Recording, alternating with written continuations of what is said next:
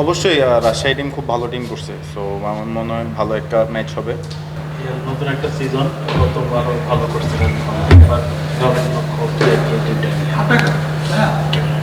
আমাদের টিম খুব ভালো আছে আলহামদুলিল্লাহ, সো চেষ্টা করবো আমরা আমাদের বেস্টটা ওইখানে দেওয়ার।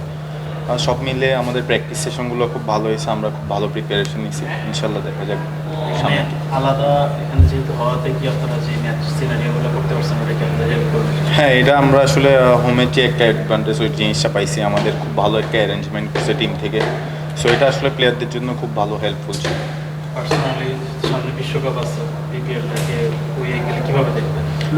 অবশ্যই এটা যদি ওয়ার্ল্ড কাপের জন্য হয় তাহলে ভালো একটা প্রিপারেশন, অনেকগুলো ম্যাচ থাকবে, সো ভালো একটা প্রিপারেশন নিয়ে ইনশাল্লাহ যেতে পারবো, ভালো করতে পারবো।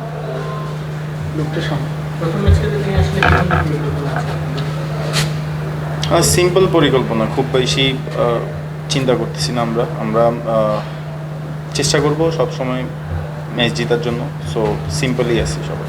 ইমন ভাই, টি-টোয়েন্টিতে আপনার সেঞ্চুরি আছে, বিপিএলে সেঞ্চুরি করতে চান, যদি সেটা হয় আসলে কত বলে করতে চান? কত কত বলে করার ইচ্ছা আছে মানে? না, বল বল স্পেসিফিক না, এটা অবশ্যই সবাই চায় যে সেঞ্চুরি করা টি-20, সো ওইভাবে করতেছি না, জাস্ট নিজের প্রসেস অনুযায়ী খেলার চেষ্টা করব।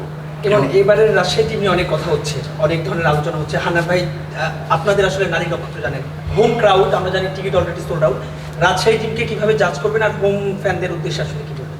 অবশ্যই রাজশাহী টিম খুব ভালো টিম করছে, সো আমার মনে হয় ভালো একটা ম্যাচ হবে। আর ফ্যানদের জন্য বলবো যে সবাই আসবে ইনশাল্লাহ, খেলাটা এনজয় করবে, একটা ভালো ম্যাচ উপহার দেবে ইনশাল্লাহ।